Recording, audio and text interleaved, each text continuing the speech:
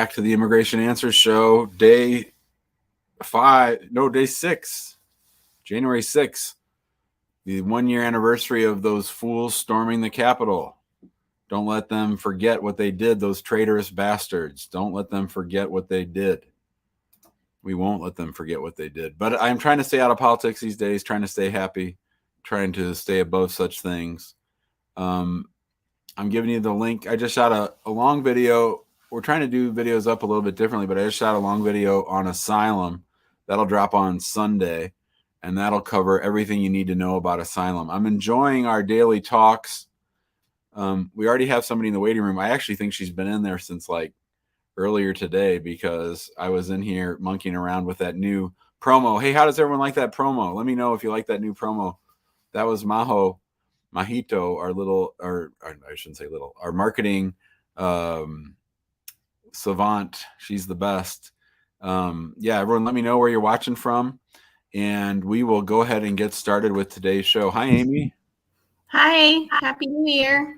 Same to you. How you doing? I'm doing great, thank you. I'm glad I got you. I've been trying for a while. I'm glad you got through too. What can I help you with?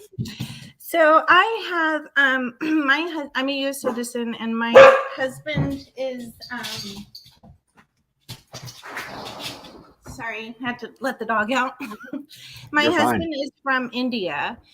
So I've done the application, and we got the approval for part 1. And my problem is I don't make enough money on paper because I kind of go back and forth. And I had a co-sponsor, but because of the pandemic, she lost her job and had to go on unemployment, and is still sort of in that scenario. So I'm having trouble finding a sponsor. So part 1 is my question is, I read somewhere about having assets, if that would count as anything. It's very hard, very hard to get them to pay attention to assets. They're almost not set up for it. Yeah. Okay. So my other question is, if we were to cancel the application, would he ever be able to get here? I mean, we've been married for 5 years, and things got delayed with the pandemic, for the last couple of years. And we're just sort of stumped as what to do. If we sort of just did decide to fully reside in India, like, would he ever be able to come here if I did cancel the application, like as a tourist? Yeah, that's unlikely because he's already demonstrated immigrant intent, plus he'd be married to a U.S. citizen. So those two things together would make that unlikely. Mm-hmm. I wouldn't cancel the application. I would keep it alive until you find a co-sponsor. That would be my mindset, is that I just have until July, because I got a letter saying that last July that I had a year from the letter to complete the process. Yeah. So. But you should be able to get that extended if you ask them. Oh, really? Okay. Mm-hmm. Okay. Yeah. So keep it alive and just keep looking. He doesn't have any relatives in America? No, I mean, he's never been here, and he doesn't. Yeah. I mean, I grew up here and stuff, but it's just people are very hesitant. I'm sure. Yeah. So, I get that. Yeah. Mm-hmm. Okay. Well, I'll just trudging forward, and I won't go ahead and cancel it then. Since it's okay. Well, that's good to know, because I was sort of getting mixed feedback on, if he'd ever be able to come. So, okay. Good luck, Amy. Thank you so much. Okay. Have a good night. Okay, bye. That was Amy. She's looking for a co-sponsor. That can be tough to find those co-sponsors. Hi, Mohammed. Yes, hi. I'm in Kenya. I'm calling you from Kenya. Hello. Yeah, so I'm in Kenya refugees. I had a resettlement in 2013. I had my first interview of USCIS in 2016. I did everything, medicals. Then Trump started to block us. Yep. Then in 2018, USCIS started reviewing our case again. When they reviewed and they said your case is denied, and then I submitted RFR, and still since 2018 up to now, 2021, there is no feedback. They are telling me your case is pending for administrative action. So anything you can help. No, I don't do anything with refugee stuff, and I don't know how that even works. So I think you're just sort of stuck waiting. Okay, thank you. Good luck, Mohammed. Okay. Were we going to say something? I'm sorry. Were we going to say something? I would like to say an administrative action. How does they work? I don't know, brother. I've never handled a refugee case, so I don't know what to tell you. Okay, thank you. Good luck, my friend. All right, that was Mohammed. Let's go to Claudia. Remember, if you want to come on the show, you got to be on camera. Claudia, are you driving? Oh yeah, we can't talk to people while they're driving, Claudia. And plus you're muted, so I'm gonna take her off. If you want to pull over, Claudia, and park somewhere, we can talk, but I can't talk while you're driving. Let's go to Raj. Hi, Raj. Hey, Jim, can you hear me? I hear you just fine, my Yep. friend. How you doing? Yep. Hey, Jim, I hope you're doing good. So I'm doing great. currently in New Jersey. My current status, I'm on H-1B, and my employer filed for my perm. Fortunately, it got approved today, so this morning. But Oh, let's have a party. Congratulations. yeah, but it's half story, so just listen out. My H-1B entire 6 years is maxing out on 28th of January, which is very close by. So the pending stuff is my employer is saying that he's going to file premium I-140, and then to continue your stay beyond max out time, that H-1B has to be filed. Now, my couple of questions here. PERM is approved. So first is the earliest possible what I see is filing I-140 happens early next week, and the SLA is 2 weeks. And by that time, assuming that it's close to the max out time, can I stretch beyond my max out time? And what could happen, because it's still in the processing, can I stay beyond my max out time if I do not receive the I-140 yet, or even if I receive I-140 but H-1B filing, then it takes 2 days. So it's very neck to neck going on scenarios. I don't know the answer to that, and I certainly can't tell you that without looking all the documents and the timeline and everything. Have you recaptured all your H-1B time? Yeah, I've captured everything, so that is maxing out. Yeah, I'd have to look at everything. I can't give you that advice without doing the research. I just don't know the answer to that. Okay, so second part, I've read somewhere in Google that even you can apply for an year extension based on perm approval. Is that possible, or is it not? I don't know about that one. Okay. But as on the side, so Jim, I'm assuming that you're nearing the max out time, and if I get COVID, just giving a hypothetical case, I get a COVID, I'm not able to fly. So what repercussion do you have? If I stay maybe for a week beyond max out time, and by that time I get approval after my max out time, but I stayed in US, like cross that limit. So what repercussion? Again, I'd have to research it and give you that answer. Okay, fine. What I'll probably tell you is you might be okay, but you might not. That's probably what I would tell you. Okay. I see. Thanks, Jim. I appreciate it. Sorry, Raj. I wasn't much help. No, I appreciate you. I've been watching your videos. It has been wonderful so far. Thank you. Have a good night. You too. Bye. Maybe I can do some research and make a video for Raj about that. That would be a good thing to do. All right. Let's see. Looks like Claudia's still driving, so we'll go to JC. Hi, JC. Are you there? Hi, Jim. How are you? Happy New Year to you, sir. Oh, good. Are you driving, JC?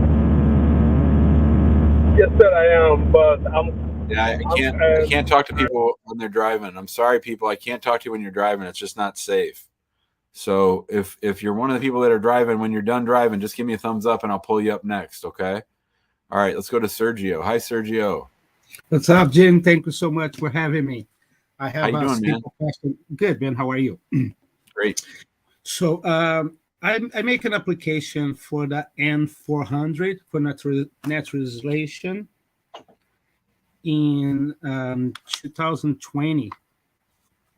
And 2020, yes. And then in April 2020, I received my receipt from the U.S. Citizen Immigration Service Yep. and saying that they get my application and they've been waiting to schedule the appointment for my interview. For your interview. Okay. They say that they're not gonna be need to be fingerprint. They're gonna use the Your last old one. ones. Yep. But since then, I never received anything else, and I wonder Where if do you live? California, Petaluma, Where? California, 30 So miles what? north of San Francisco. Okay. So, I mean, those field offices are some of the busiest in the whole country. So I'm not surprised. I would imagine you'll probably have your interview. We had a couple in San Jose that were right around 22 months. So you're probably getting pretty close. 22 months, about. Mm-hmm. All right. Well, thank you so much, man. I appreciate your help. What do you do for Good everyone? luck. Good luck, my friend. Thank you. Thank you. Bye, Sergio. All right. That was Sergio from Northern Cal. Good to see him. Hopefully he gets his interview soon. Hi, Islam. Hey, Jim, how are you? Good, buddy. How you doing? I'm doing good. Thank you so much. First, I want to thank you again for doing this show for us, and happy Sure. New Year to you and your family. Same to So, my story, real quick. I'm a physical therapist. I came to the country in a visit I remember your story. Yeah, what's Okay, up? good. All right. So, I spoke to you two days ago, and you recommended me to file an expedited request based on my profession as a healthcare professional to the USCIS. Yeah, what'd they say? So when I called the USCIS on Monday, the lady on the phone, she said that this rule only involves initial renewals, not initial filing. So I told her right now I mean, if a pandemic is not enough reason for me to expedite my request as a healthcare professional, then what's going to be a good reason for me to expedite my request? And then she goes that the only thing that she said that she can just file a regular expedite request based on the regular reasons like financial loss or stuff like that. Yeah. And I said, all right, then let's just do it again. And I filed an expedite request based on she wrote on her what she read to me what she wrote. She said that she mentioned that I'm a healthcare professional. Have a doctorate in physical therapy, and I'm a therapist. I need to go to and my help is needed. And she mentioned financial loss to my employer, and this is negatively affecting me and my employer and stuff like that. And we filed like a regular expedite request, which is my third. As you know, I filed twice before. So this is basically the news. So do you think at this point anything I can do to expedite my requests? No, and I don't think it's going to get expedited. Okay. My field office is in Nebraska, and it's been almost 11 months for all my applications. You think which can probably gonna be more, right? Wait for like extra 4 or 5 months, maybe. Yeah, and you might start thinking about suing them, especially for the work card. I mean, we could sue for the work card, and you'd probably get it in about 2 months. Mm-hmm. So you recommend to wait or to sue? What do you personally? I'm not recommending either one. I'm just saying that's an option for you. I think if you sued them, you get your work card in about 2 months. Okay, perfect. All right, thank you very much. Thank you so much. All right, buddy. Bye, Islam. See ya. Looks like Claudia's done driving. Let's see what she has to say.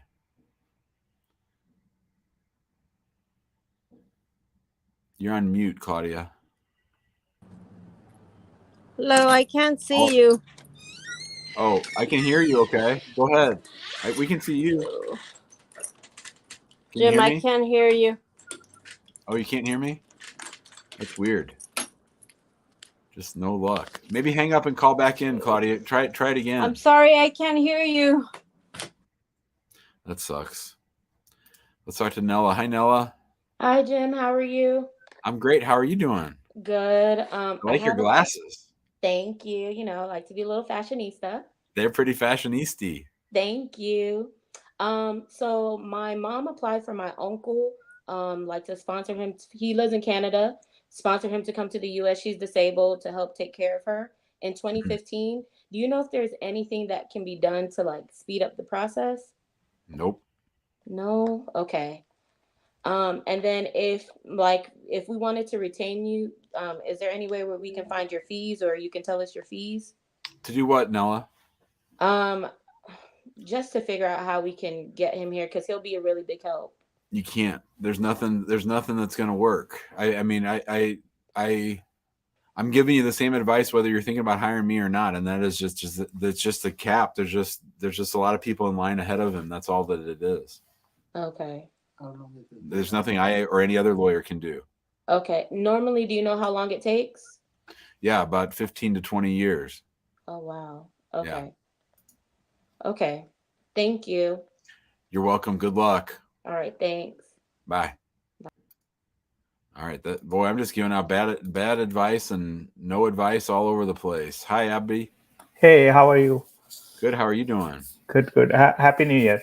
Same to you. And thanks for doing that. Sure. This, I mean. Sure. I have two questions.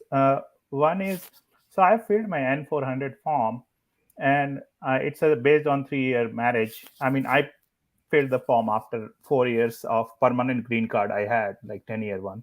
So that's not an issue, like the date-wise. So in the form, my wife's middle name start with a letter, but I didn't put the full middle name, just the initial. Is this going to cause an issue? Because I can change it in the interview as what I have read in the forums. You mean they haven't deported you yet for that? Huh? They haven't deported you yet for not putting your wife's full name on your N400? No. No, you're fine, brother. That's the whole purpose of the interview. That's one part of the reason we do the interview, is so that you can make those corrections. No problem at all. Okay. So second is not a question. So what happened, like I had my interview set this week, and they called in the morning and canceled it.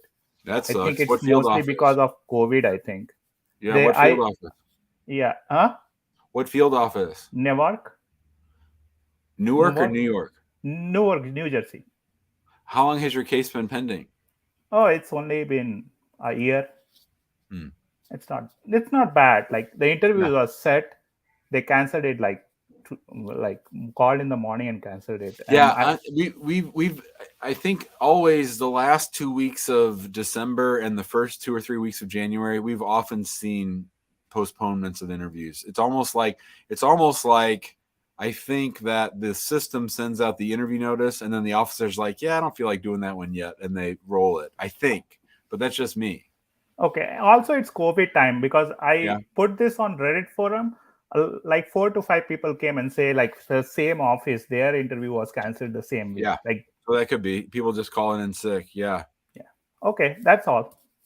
All right. Well, good luck whenever you have your interview. Okay. Thank you. Thank you. And thanks for doing this. You got it. Bye-bye. Have a great day. You too. Bye. All right. Hey there. Hey, hi, Jim. How are you? Good. How do I say your name? Oh, Kaz. Kez? Yeah, Jim, I got a question. I immigrated in 95 on B2 visa. And then I got married in 2007. And my ex-wife filed asylum case, which was her case. And I was on application as a husband. So, of course, they didn't believe the story, and we got removal. She's gotten, I did, of course, same thing. She divorced me and remarried in 2011, and they opened her case, and she's got a green card. When I remarried in 2013 and filed the papers in 14, my petition was approved, but the same attorney did a green card for her, told me they cannot open the case second time. What should I do? Wait, so you actually got deported? Like you got kicked out of the United States? No, I'm still in the United States.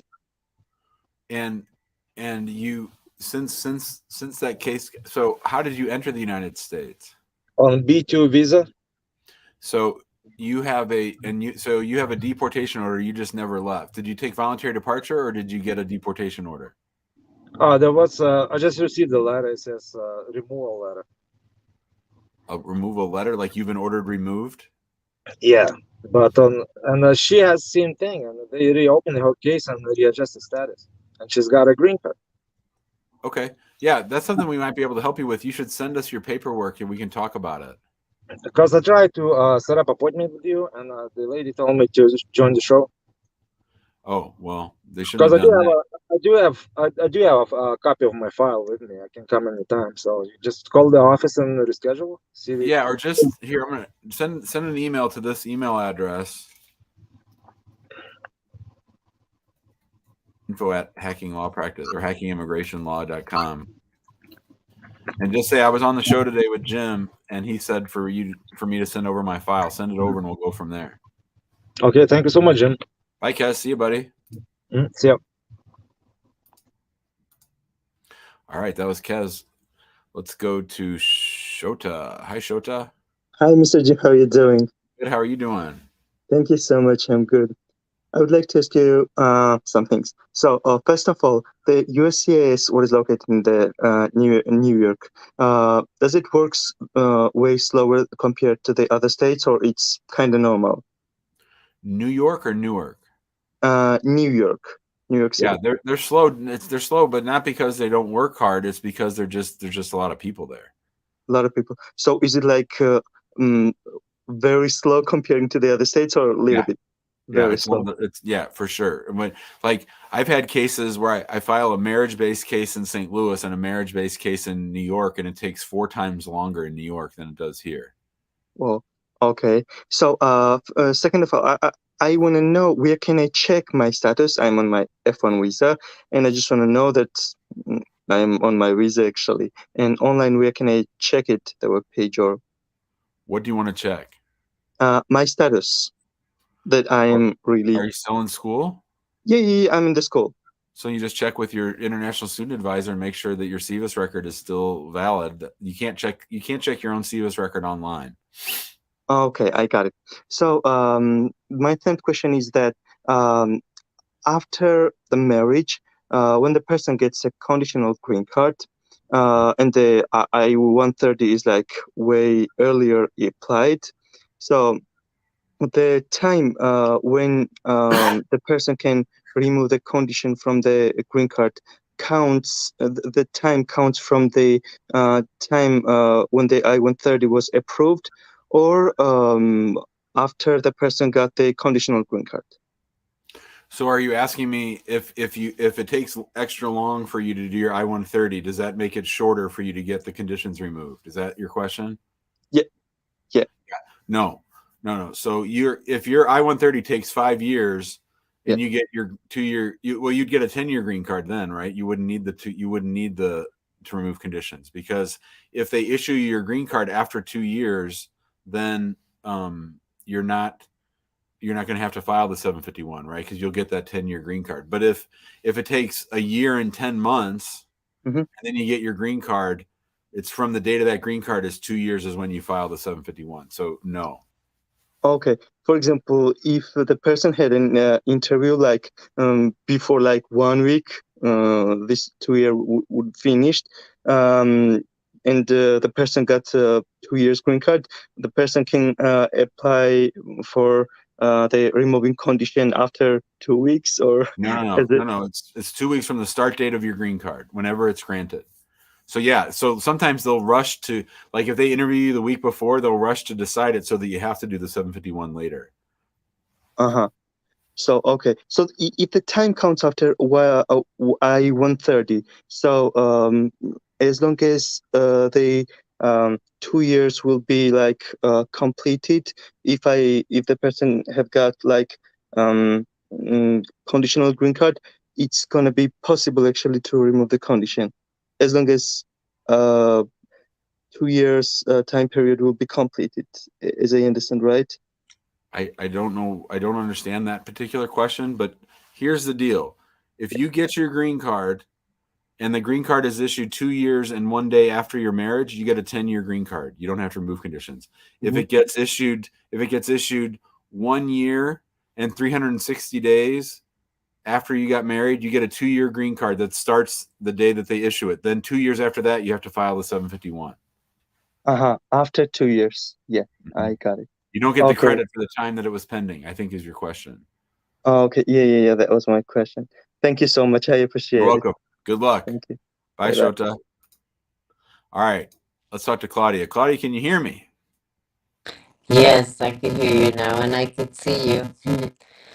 Hello, I have a few desperate that it's gonna be 2 years that I filed for my husband in school. He's not here in California with me. So I wanted to know if you would happen to, and how is it that some people they've just filed 8 months ago and they're already getting called? Because USCIS picks and chooses who they let go and who they don't let go. That's why. I see. And my other question was, I have a relative, SCI, well, the place you said right now, that they choose who they want to. Right. I went, and she had said that I could actually put in for his physical, and I went in and everything, go ahead and filed for him to get his physical done, but I stopped it because I didn't want to mess up the process. Yeah, that's good. You got to wait for them to ask you for that. So then just pretty much, I just gotta wait. No, your mic stuff. Yeah. I'm having a hard time hearing you, Claudia. I'm sorry. Just call another day. That was rough. Sorry, Claudia. Let's talk to JC. Hi, JC. Are you there? Looks like JC's at the beauty store. I don't know what in the hell's going on. This is really a crazy day. All right, we'll put JC back in the waiting room. Let's talk to Mohammed. Hi, Mohammed. Hey, Jim, how are you? Good. Salam alaikum. Walaikum assalam wa rahmatullahi wa barakatuh. What's up, brother? I did talk to you last week, brother. I'm in San Luis too, but you know that happen if anybody get police get arrested and case is not a final anything, you think they can ICE can come to get them for case final? No, I don't think so. Not if the case isn't final. I mean, unless the person's out of status. Yeah, because police come to get somebody for the they're fighting with his wife, and Right, he I was remember. in jail. Yeah, but I tried to contact and try to get advice from you, but I call 1,000 times in your office, but Daniel says, okay, we will give you 15-minute conference call for an attorney, so I cannot hold nobody. And So you're saying they didn't call you or what? no, they take my message. I call 1,000 times, try to talk to you or some attorneys. What I do, then you say hire an attorney. 1,000 times, Muhammad. I did call.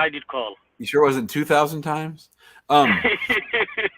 Listen, I'll check with Daniel tomorrow. And you weird. tell me to hire an attorney, so I try to get you from advice, but I already hire one from the in Clayton. They're big fish, FJK.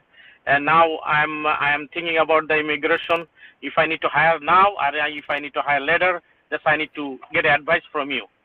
If I need to hire now, so I will go for that.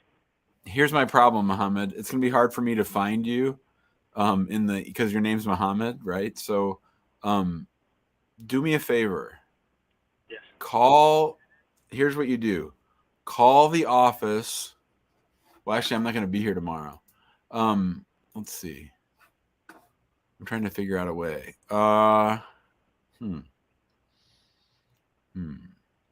Okay.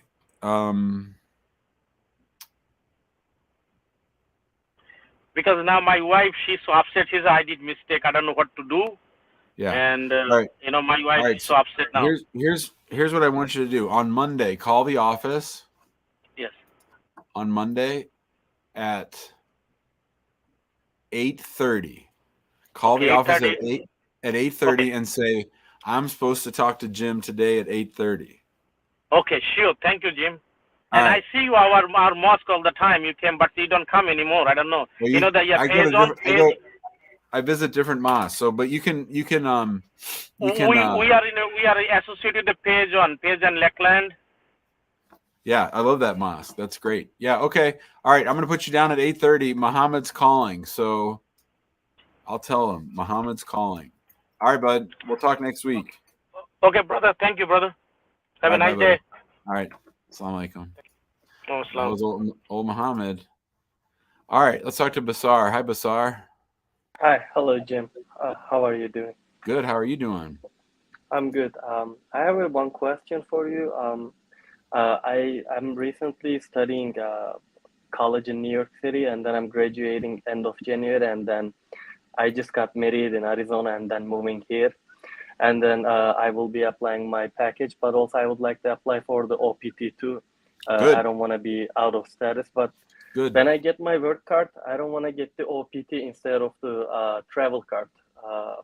What do you think? Should I apply for the OPT as well? Yep, absolutely. Thank you. That's it? That's it. That was easy. Yeah, apply for both. Mm-hmm. Oh, okay. Thank you. Have a good day, Jim. Yep, see ya. All right, that was Basar. He had the easy, quick question. We like those. Let's talk to Yusuf. What's up, Yusuf? Hey, hi, Jim. First time calling. Oh, nice to see you. How you doing? Thanks for coming on. Thank you. I have a little short story. I came here in 2010, in April 2010. I filed for asylum. So when I filed for asylum, I got approved for the asylum. But long story short, I postponed my asylum case because I was married at that time. Tried to file the marriage. So I filed the marriage, and they refused because they say I was married in Africa, but I wasn't married in Africa.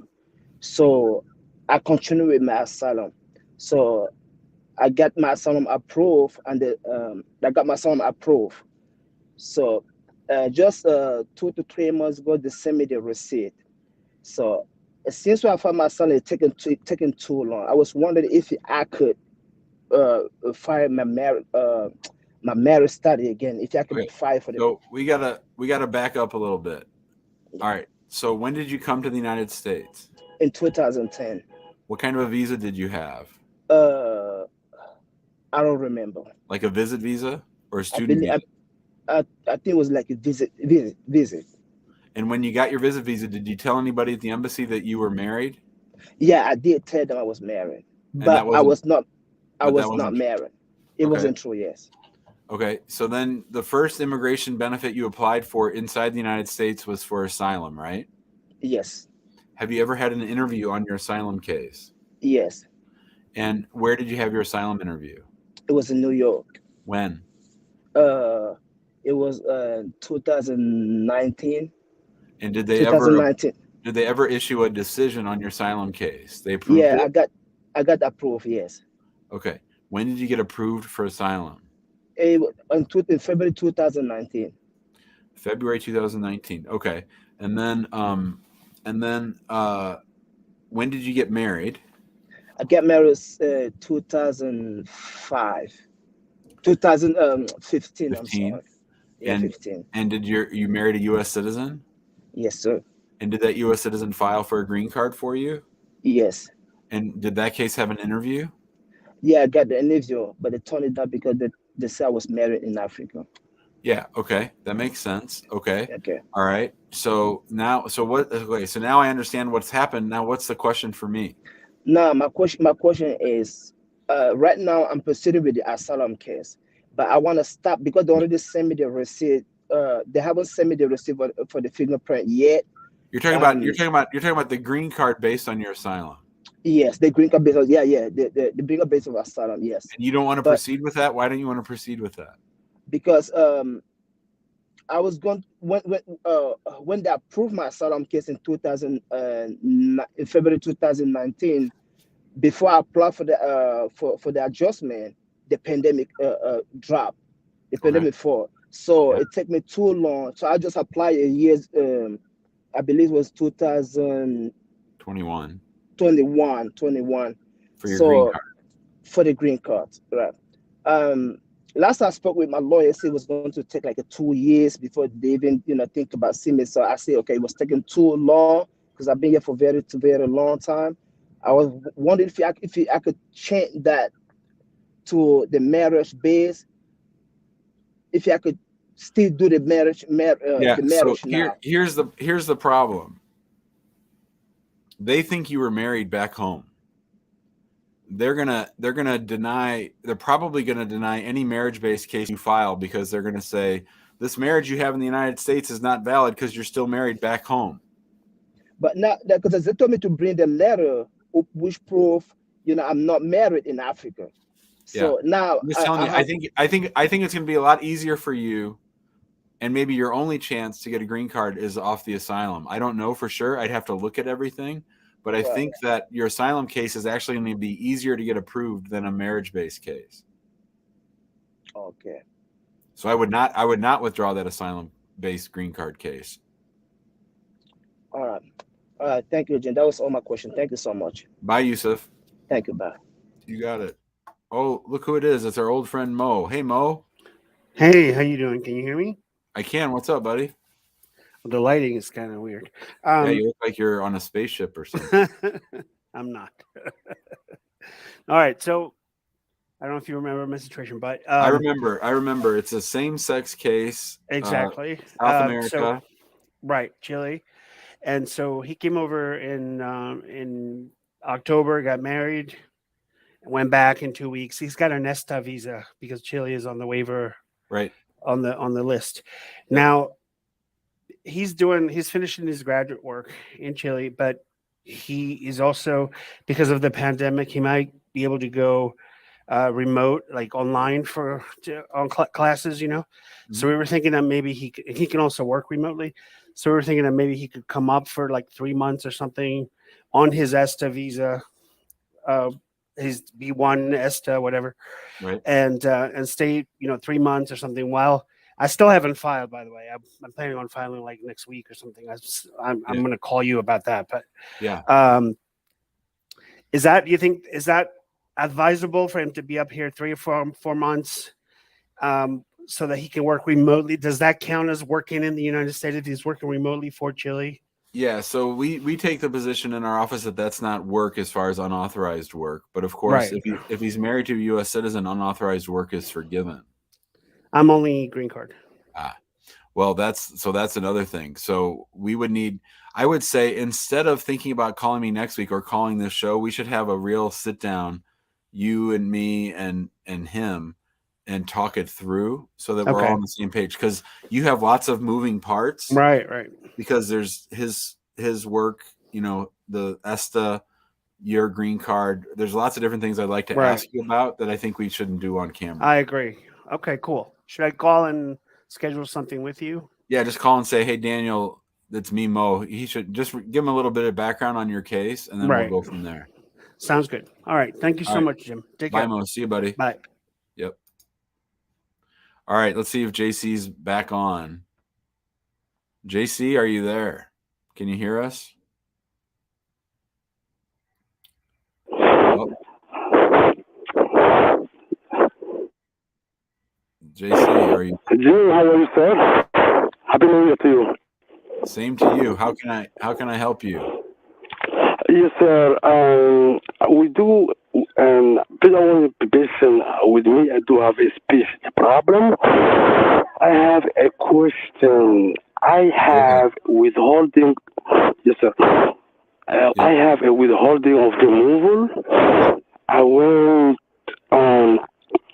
outside of the country with an advance parole with my TPS. Yeah. I came back with an advance parole, and I do have also an I-130 approved. I would like to know if I can file adjustment of the status. Well, so for something like this, we'd have to track down your what are.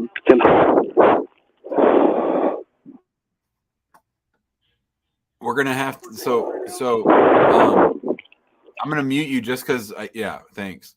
So we would have to look at everything in order to tell you the answer to that. So I need to see what's in your removal order. I need to review everything. I think it's possible that you could adjust. You can't adjust right now because you have that deportation order. It's a good time to try to work on this because the Biden people are in charge of, the deportation courts. So if there's ever a good time to look at it, it's now. But I would need to get your entire immigration file and look everything over before I could tell you either way.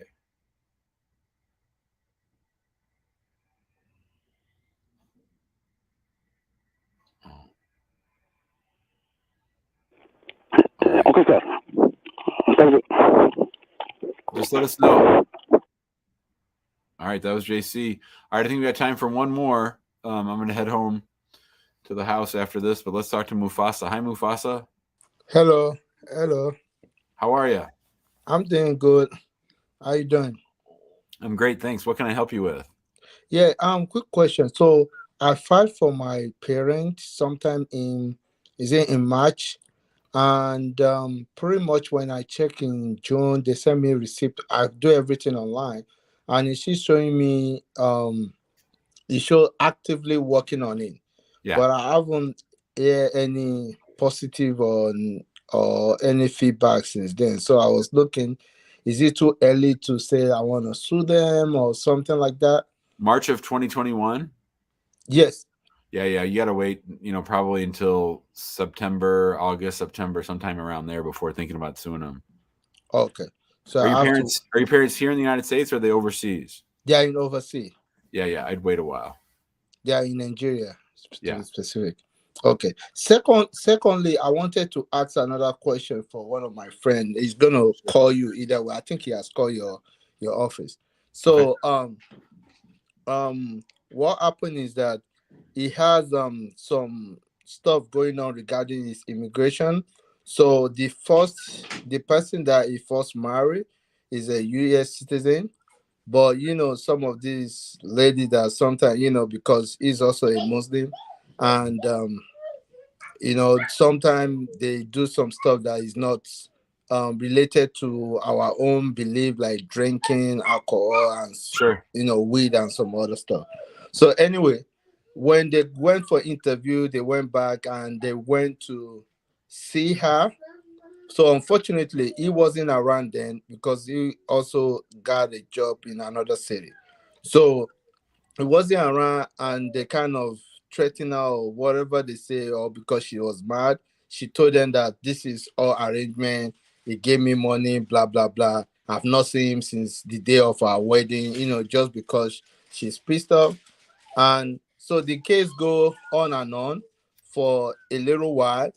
So they are there, and he filed like how will I say it? He filed like, so they denied the application.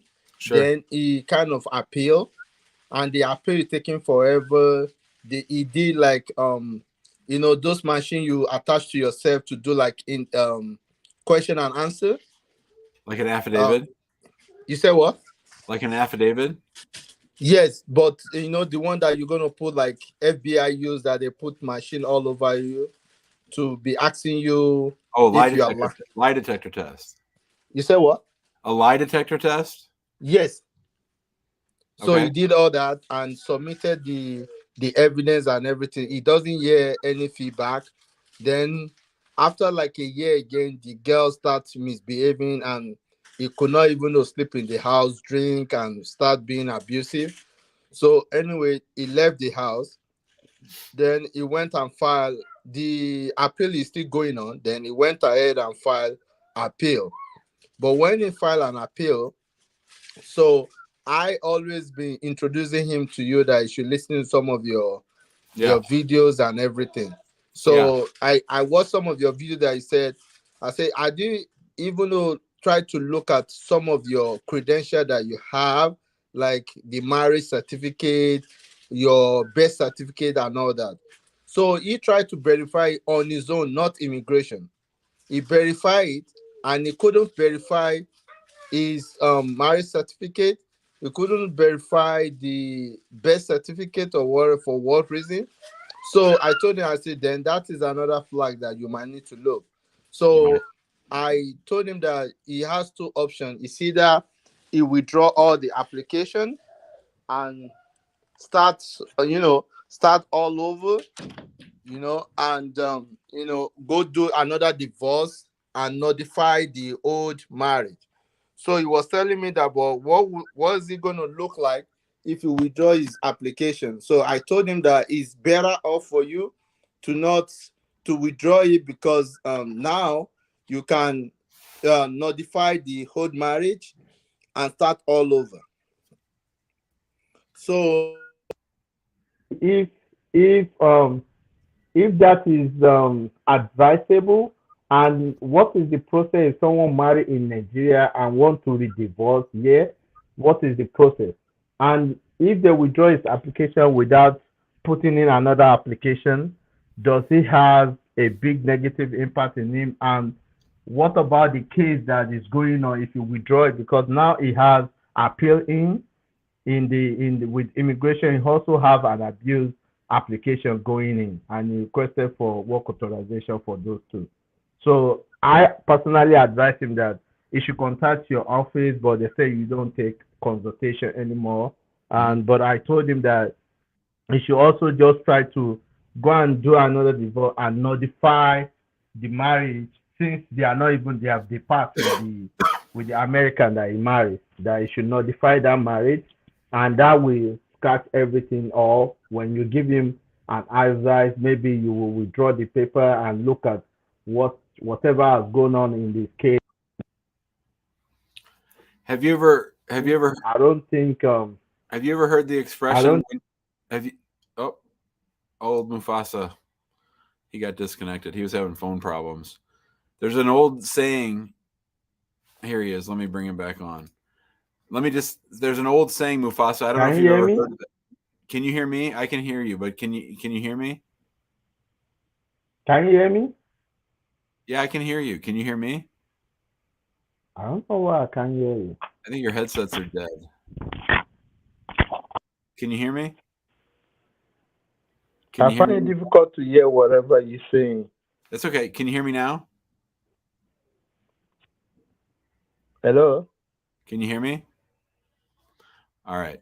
Well, here's what I'll say about that. There's an expression called, if you find yourself in a hole, stop digging.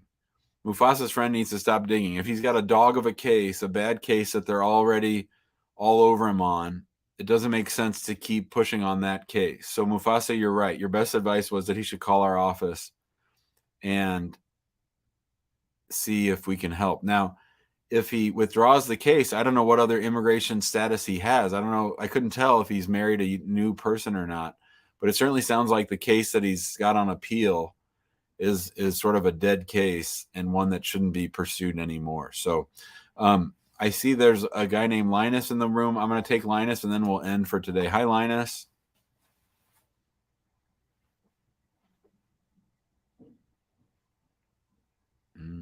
Man, everybody's having phone problems today. Let's see what Bobby has to say. Hi, Bobby. Hello. How are you, sir? Good. How are you doing? Good, good. I have two questions. One for my auntie, actually. Go ahead.